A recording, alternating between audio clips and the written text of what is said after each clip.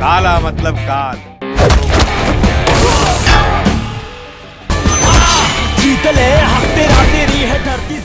Hi everyone, welcome to Om Brewok Story. Semoga kalian sehat selalu dan diberikan rezeki yang berkah tentunya. Kali ini Om akan membahas alur cerita film Tamil yang berjudul Kala, keluaran tahun 2018. Film ini mengisahkan seorang godfather, penguasa daerah kumuh di Mumbai, India, yang melindungi dan melawan penggusuran lahan oleh politisi korup dan polisi korup. Akan tetapi, sikap kepahlawannya itu malah membuat dia harus kehilangan satu persatu anggota keluarganya. Nah, mau tau gimana kesuruhan Om Brewok Putih ini mempertahankan daerah kumuhnya dan membalaskan dendam kepada para pejabat korup itu? Nggak usah pakai lama, subscribe dulu dong dan bemper Om Brewok Story.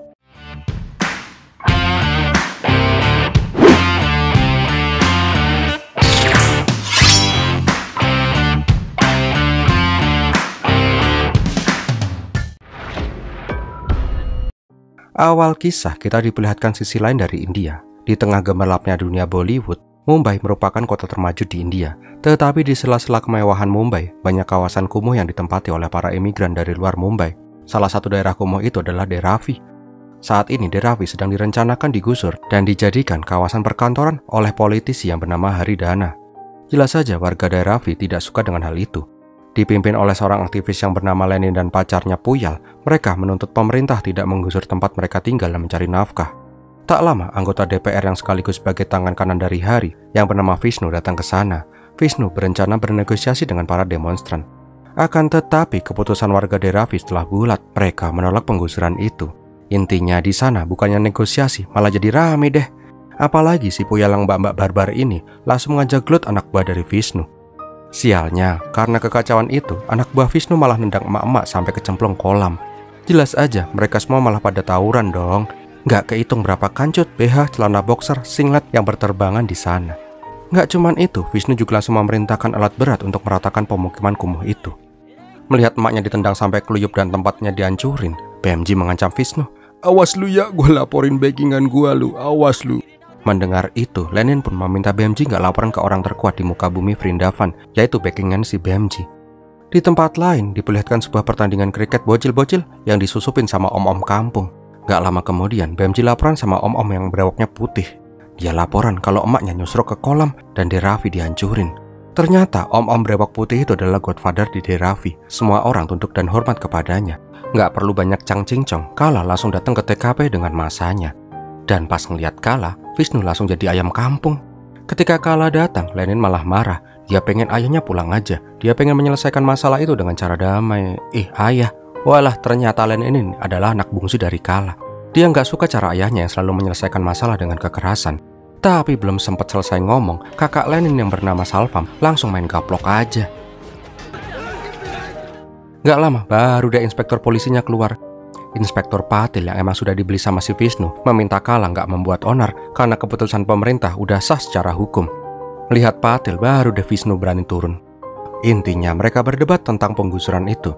Tetapi si Kala masih diam-diam baik. Tapi sekalinya ngomong, semua orang langsung pada kicap. Kala meminta Vishnu menarik semua alat beratnya dan pergi dari Dharavi. Intinya kalau Vishnu nggak mau nurut, jangan harap bisa keluar hidup-hidup dari Dharavi. Mendengar itu, Vishnu pun langsung ngeri juga. Dan dia pun memerintahkan semua anak buahnya dan polisi untuk segera pergi dari sana. Namun pas mau cabut, BMG yang nggak terima tadi emaknya dibuat nyusruk ingin membalas dendam dulu sama anak buah dari Vishnu. Kala menyuruh emaknya BMG untuk membalas pukulan itu. Tetapi karena emaknya BMG itu malu-malu guguk, malah si Puyal langsung barbar ngebukin tuh om-om. Nggak terima digaplokin sama cewek, tuh om-om pun langsung pengen membalas. Tetapi hanya dengan memegang bambu, si Vishnu malah langsung ngebukin anak buahnya. "Gila lu ya, lu nyentuh dia, kita semua mati di sini coy." Intinya Vishnu bilang, untuk saat ini memang kita kalah, tapi lihat besok kalau udah selesai pemilu. Malam harinya di rumah, Selvi istri dari Kala ngamuk-ngamuk karena tadi dia hampir aja membuat tawuran di Dharavi. Nah, intinya om cerita ini, Kala ini punya keluarga besar. Dia punya 4 anak, Kartivan, Selvam yang paling ganas, Vikram, terus Lenin yang paling lembek. Intinya di bawah kekuasaan Kala sebagai gangster di Dharavi, semua orang menjadi makmur. Ya, walaupun masih miskin sih. Tapi seenggaknya mereka bisa kerja dan tinggal tanpa khawatir diganggu sama pemerintah korup. Diperlihatkan juga, walaupun Dharavi ini berisi pendatang dari berbagai macam etnis dan agama, Kala selalu bisa membuat kondisi di Dharavi menjadi kondusif. Bahkan agama Hindu dan Muslim aja yang suka bertengkar di India ini, di Dharavi bisa akur.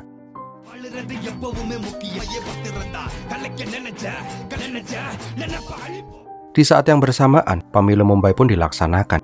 Di luar dugaan, Vishnu bisa kalah telak di pemilu ini karena mayoritas warga Dharavi gak mau mendukung si Vishnu.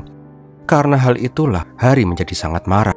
Dia pun berencana bergerak untuk meratakan Dharavi. Beberapa hari kemudian, pemerintah pusat ingin membangun program pengembangan pemukiman kumuh di India. Salah satu caranya adalah menerjunkan orang-orang pintar yang akan membangun pemukiman kumuh yang penuh kriminalitas dan pendidikan yang sangat rendah menjadi pemukiman yang mandiri dan bisa bersaing di India. Tak lama kemudian diperlihatkan seorang wanita dan anaknya sampai di Mumbai. Ternyata wanita itu adalah Zarina, orang yang dikirim oleh LSM Internasional untuk membenahi Dharavi. Keesokan harinya, Zarina langsung berkeliling untuk melihat Dharavi. Intinya, Lenin memberitahu warga kalau mulai saat ini Zarina akan membantu mereka untuk membangun Dharavi. Ternyata Zarina ini dulunya adalah penduduk dari Dharavi, tetapi pada saat tahun 80-an terjadi kerusuhan agama di sini, sehingga dia dan keluarganya pun harus mengungsi dan meninggalkan India. Karena hal itulah, Zarina berjanji akan bekerja semaksimal mungkin agar Dharavi menjadi pemukiman yang maju. Malam harinya, Kala yang lagi nongkrong sama bapak-bapak kampung, tiba-tiba listrik di sana mati. Nah, pas pulang ke rumah, Kala pengen nakutin keluarganya. Tetapi pas bayang gak guna itu, si Kala langsung bengong pas ngeliat si Zarina. Zarina juga gitu, langsung kicap. Gak cuman bengong, Kala yang pemimpin gangster terkenal ini pun langsung berlibet-libet pas ngomong ketika melihat Zarina. Ternyata Zarina ini adalah mantan pacar dari Kala. Ketika semua orang udah pada masuk ke ruangan, baru deh mereka berdua bisa ngobrol. Ngobrol, diem-diem baik. Intinya mereka membahas, gimana kabarnya nih, tinggal di mana, udah makan atau belum, udah beol atau belum. Pokoknya mereka malah ngomong secara awkward. Untungnya si Selvi datang, si Kala pun langsung kicep deh. Setelah Zarina pergi, Macan akhirnya menceritakan kenapa kisah cinta Zarina dan Kala harus kandas. Dahulu di tahun 70-an, Dharavi mulai terbentuk karena banyak orang pendatang datang ke Bombay. Di saat itu jugalah datang ayah dari Kala yang bernama Vengaian. Di bawah pimpinan Vengaian, Dharavi menjadi pemukiman yang kondusif selama puluhan tahun. Tetapi hal itu tidak disukai oleh gangster lawan dari Vengaian, dan pimpinan gangster itu adalah Haridana. Karena tahu tidak bisa menang dari Vengaian, Hari pun meminta bantuan ke politisi korup. Dengan bantuan politisi dan polisi korup, akhirnya Vengaian bisa terdesak. Di saat terdesak itulah, Vengaian dan Kala yang saat itu masih belasan tahun bersembunyi di sebuah rumah sahabat Vengaian. Dan ternyata rumah itu adalah rumah dari Zarina. Itulah pertama kalinya Kala jatuh cinta pada Zarina. Karena pertemuan tidak sengaja itulah, Kala pun semakin dekat dengan Zarina. Dan sampailah mereka memutuskan untuk menikah. Singkat cerita, pada saat acara pernikahan Kala dan Zarina, Hari melihat itu sebagai peluang. Dia pun langsung menyerang pesta pernikahan itu dan membunuh Vengaian dan membantai sebagian orang pengikut Vengaian. Karena kerusuhan itulah, Zarina dan keluarganya mengungsi dari Mumbai. Sampai suatu ketika, Zarina mendapatkan beasiswa bersekolah di Amerika. Dan dia pun tinggal di sana sampai dia bekerja di LSM. Saat ini dia bekerja. Itulah kenapa kisah cinta Kala dan Zarina pun harus pupus. Singkat cerita, Zarina dan Kala pun bekerja seperti seharusnya di Dharavi. Tetapi mereka nggak bisa lupa kalau mereka itu dulu pernah saling mencintai. Jadi pas ketemu, pasti lirik-lirikan gitu dan flashback ke masa-masa indah mereka.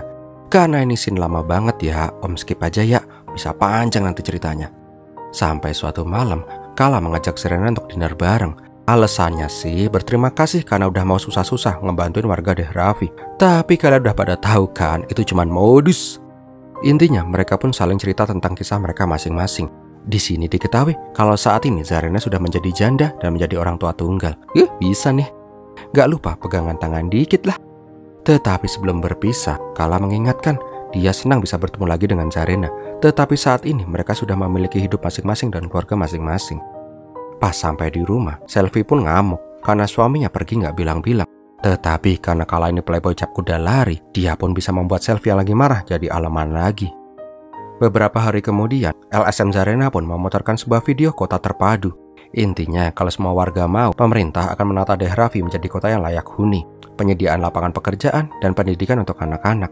Tetapi tidak seperti yang diharapkan. Ada sebagian warga yang tidak setuju dengan ide itu, karena kalau kawasan mereka ditata, itu sama saja dengan penggusuran. Melihat perdebatan itu, Kala pun hanya terdiam. Tetapi pas mau pergi, Kala mengatakan, biarlah Dharavi berkembang seperti kemauannya sendiri. Karena hal itulah terjadi keributan di sana, sedangkan Kala pergi dengan hujan-hujanan. Keesokan harinya, Lenin yang kecewa dengan ayahnya memutuskan untuk minggat dari rumah. Dia pengen deh Raffi maju dan tidak dianggap sampah lagi. Malah babenya menghalang-halanginya. Malam harinya, Lenin pun datang ke tempatnya Puyal. Di sini, Puyal meminta Lenin untuk bersabar. Mungkin ayahnya punya pemikiran tersendiri untuk kepentingan warga deh Raffi. Di malam itu juga, ternyata sedang dilakukan festival Dewa Ganesha. Semua orang turun ke jalan merayakan festival itu. Tetapi